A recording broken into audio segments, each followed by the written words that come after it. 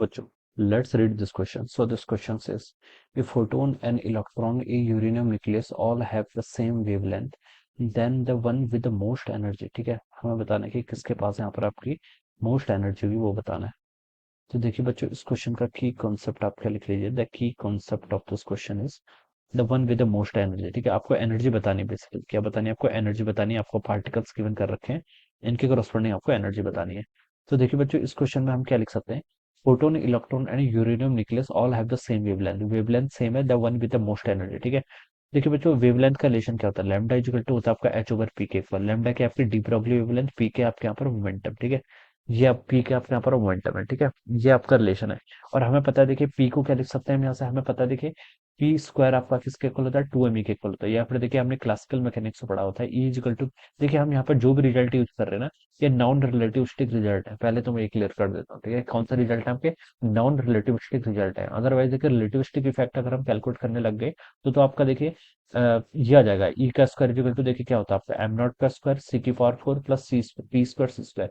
ये फॉर्मूला आपका relativistic dynamics में आता है। कहाँ पर आता है? रिलेटिविस्टिक डायनामिक्स में। ठीक है, हमें पता है, देखिए जो आपका फोटोन होता है, फोटोन का रेस्ट मास कितना होता है आपका?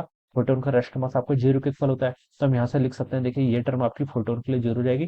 ई की वैल्यू किसके इक्वल हो जाती है? पीसी के इक्वल हो जाती है। So this is the energy of the photon, E equal to PC. लेकिन अगर हम इलेक्ट्रॉन या फिर यूरेनियम किसी अदर की बात करें, तो देखिए उनके लिए ये वाली टर्म क्या होती है आपकी? एम नॉट सी। ये वाली जो टर्म है रेस्ट मास का स्क्वायर, ठीक है, ये टर्म नॉन जीरो होती है।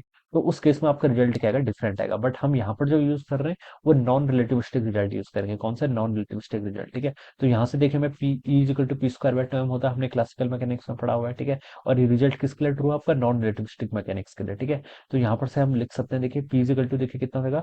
Under root of 2 me। ये ई आपकी यहाँ पर काइनेटिक एनर्जी है। ठीक है, तो उसको देखिए यहाँ पर लिख सकता हूँ H divided by under root of कितना हो जाएगा आपका? 2 me के इक्वल हो जाएगा। ठीक है, और मुझे यहाँ पर से देखिए एनर्जी का एनर्जी बतानी ना, तो मैं इसको ऐसे भी लिख सकता हूँ। देखिए दोनों साइड स्क्वायरिंग कर दूं तो लैम्डा का स्क्वायर इक्वल टू, देखिए कितना हो जाएगा आपका? एच का स्क्वायर डिवाइडेड बाय आपका 2 me के इक्वल। ठीक है, और यहाँ पर से आपकी एनर्जी आ जाएगी। एनर्जी को हम लिख सकते हैं एच का स्क्वायर डिवाइडेड बाय आपका 2 m लैम्डा का स्क्वायर। ये टर्म हो जाएगा। ठीक है, एच आपका क्या है? कांस्टेंट है। लैम्डा क्वेश्चन में बोल रखा है सबके लिए सेम है। ठीक है, तो यहाँ से मैं लिख सकता हूँ एनर्जी किसके इनवर्सली प्रोपोर्शनल? आपके मास के इनवर्सली प्रोपोर्शनल है। ठीक है, तो जिसका मास क्या होगा आपका? सबसे लीस्ट होगा, उसके लिए करस्पॉन्डिंग एनर्जी क्या होगी? सबसे हाईएस्ट होगी। ठीक है, अब वही पूछा हमसे, the one with the most energy. ठीक है, इज अ फोटोन। फोटोन का रेस्ट मास तो बच्चों 0 के इक्वल होता है। कितना होता है आपका?